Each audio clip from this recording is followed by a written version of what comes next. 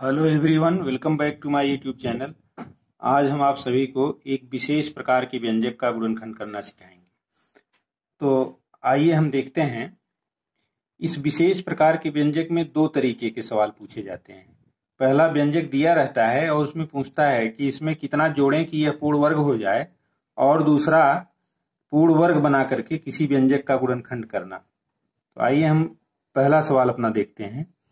ये हमारा पहला सवाल है, x square plus 13x, x square plus 13x। अब ऐसे सवाल में दिया जाता है कि इसमें कितना जोड़ें कि ये पूर्ण वर्ग हो जाए। तो इसको सॉल्व करने के लिए हमें यहाँ जो x का गुणांक होता है, जैसे यहाँ x का गुणांक 13 है, तो 13 के आधे का वर्ग करके इसमें जोड़ देंगे तो ये हमारा पूर्ण वर्ग हो जाएगा। तो यहाँ पर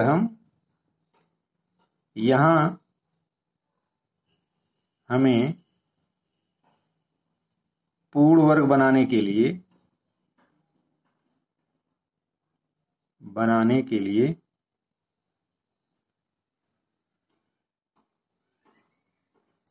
x का गुणांक 13 का आधा, इसी का स्क्वायर जोड़ना पड़ेगा।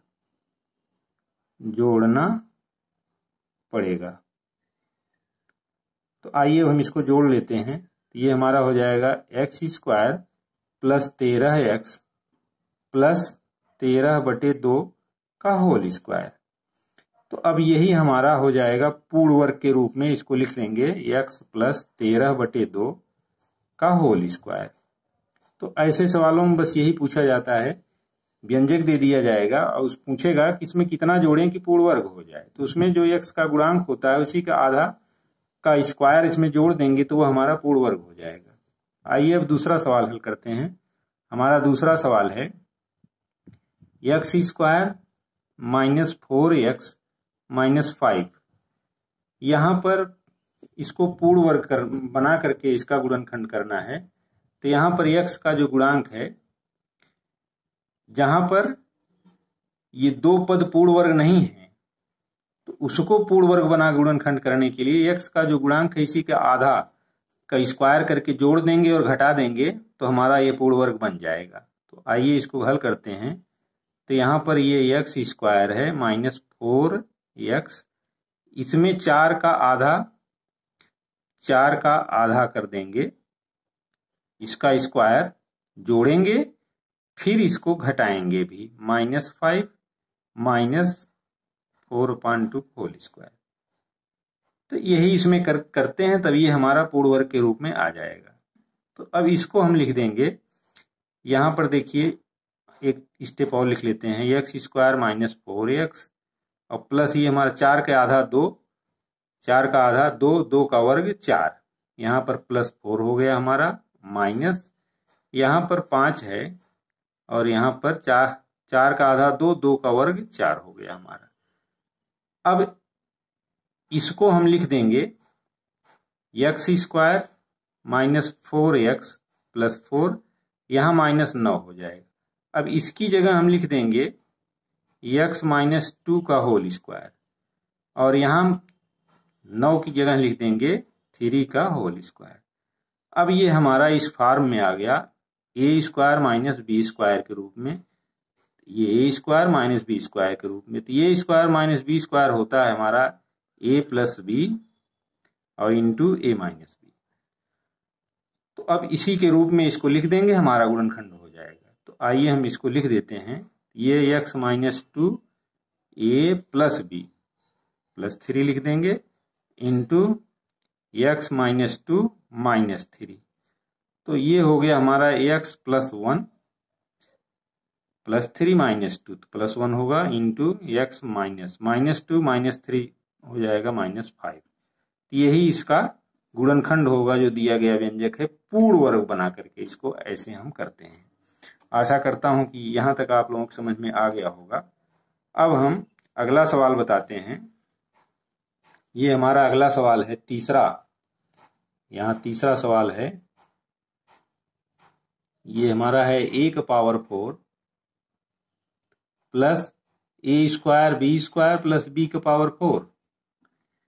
तो जहां पर दो संख्याएं पूर्ण वर्ग के रूप में दी गई हों तो उसको पूर्ण वर्ग बना करके गुणनखंड करने के लिए हम यहां पर इन दोनों संख्याओं के वर्गमूल का गुणनफल का दुगुना जोड़ेंगे और घटाएंगे। तो यहां इसका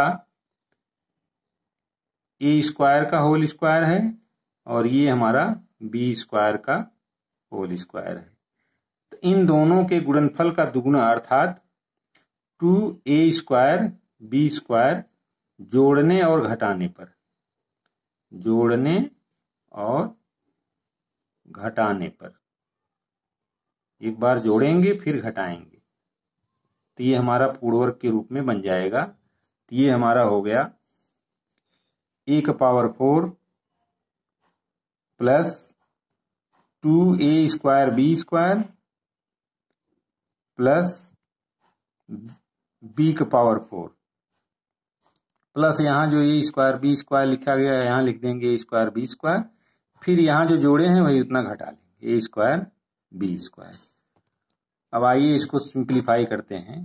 तो ये हमारा हो गया, इतना पूरा हमारा हो जाएगा a square plus B square का होल स्क्वायर और ये हमारा हो जाएगा minus 2ab plus ab minus ab का होल स्क्वायर यहाँ लिख देंगे, क्योंकि हम -2ab में से minus 2a square B square में से a स्क्वायर बी स्क्वायर घटाएंगे तो ये a स्क्वायर बी स्क्वायर होगा।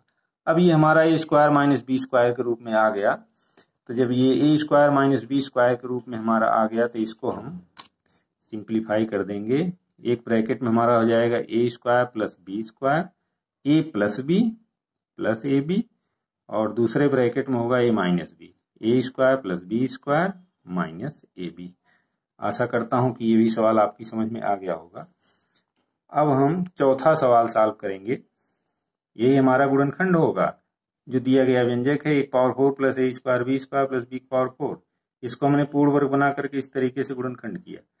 अब चौथा सवाल हमारा है x power 4 plus 8x plus 15, इसको परफेक्ट स्क्वायर पूर्ण वर्ग बनाकर गुणनखंड करना है। हमने बताया कि जब दो संख्याएं पूर्ण वर्ग नहीं है तो यहाँ x का जो गुणांक है उसी के आधा का स्क्वायर जोड़ेंगे इसमें और घटाएंगे। यहाँ देखिए x का आधा 4 होगा, 4 का वर्ग 16 इसमें हम जोड़ेंगे और घटाएंगे। x power 4 plus 8x plus 16 और प्लस 15 माइनस 16 और ये 16 कहाँ से आया, ये x का गुणांक जो 8 है 8 का आधा 8/2 इसी का स्क्वायर है या 16 है, यही है x के गुणांक आधा का स्क्वायर, वही जोड़ेंगे घटाएंगे।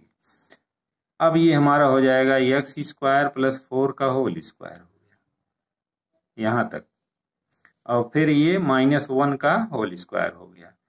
अब ये हमारा a square plus B square a square minus B square के रूप में आ गया। तो इसको लिख देंगे a plus B, a means x square plus 4 plus 1 a plus B दूसरे ब्रैकेट में हो जाएगा a minus B, x square plus 4 minus 1 अर्थात ये हमारा हो जाएगा x स्क्वायर प्लस 5 और दूसरे ब्रैकेट में होगा x स्क्वायर प्लस 3। आशा करता हूं कि यहां तक आप लोगों को समझ में आ गया होगा। तो आज बस इतना ही, फिर मिलेंगे अगली वीडियो में, तब तक के लिए धन्यवाद।